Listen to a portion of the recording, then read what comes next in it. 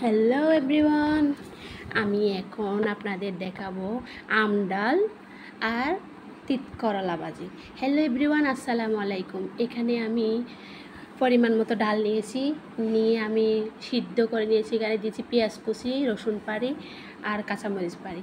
এখানে আমি ওই ডালটা ভালো করে ফুটিয়ে গুলিয়ে নিয়েছি, পানি দিয়ে একটু ফুটিয়ে নেওয়ার পর আমি বাগার দেবো। এখানে আমি আবার ওই যে ইয়াগুলা গলাইতে গিয়ে আমগুলা গলে গেছে, আমি আবার 2-3 পিস মতো আম দিয়েছি এক্সট্রা। এই যে আমি এখন বাগার দিব। আমার রান্না একদম রেডি। এইদিকে আমি বাগারের জন্য কড়াই বসিয়েছি, দিয়েছি পরিমাণ মতো তেল, তারপরে দিব পেঁয়াজ রসুন আর অল্প করে দিব শাহি জিরা। আমি এগুলো একটু ভেজে নিব, ভেজে তেলের মধ্যে ঢেলে দিব। এই যে এখানে আমি ডাল ঢেলে দিব, এই যে আম ডাল।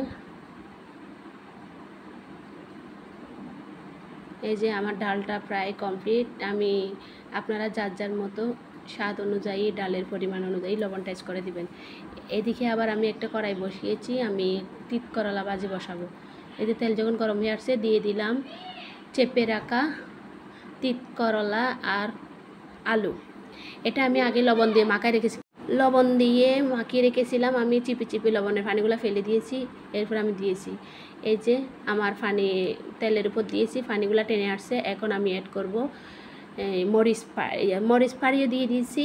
এখন অ্যাড করব আপনার পেঁয়াজ, কারণ পেঁয়াজটা আমি আগে অ্যাড করি না। দিলাম হলুদের গুঁড়া কালারের জন্য আবার একটু নেড়ে ছেড়ে দিব।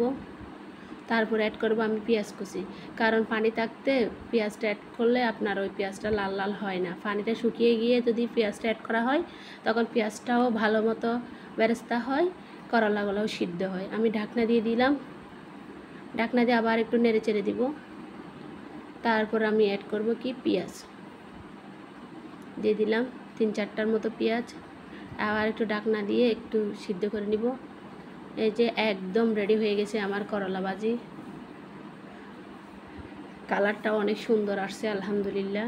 খেতেও দারুণ হয়েছে। এই যে আবার ঢাকনা দিয়ে দিলাম। এই যে একদম রেডি। আমি তেল একটু বেশি হয়েছে, এই জন্য এক সাইড করে তেলগুলো করে ফেলছি। তারপর আমি একটা বাটিতে ঢেলে নিয়েছি। এই যে আলহামদুলিল্লাহ একদম রেডি। আসসালামু আলাইকুম।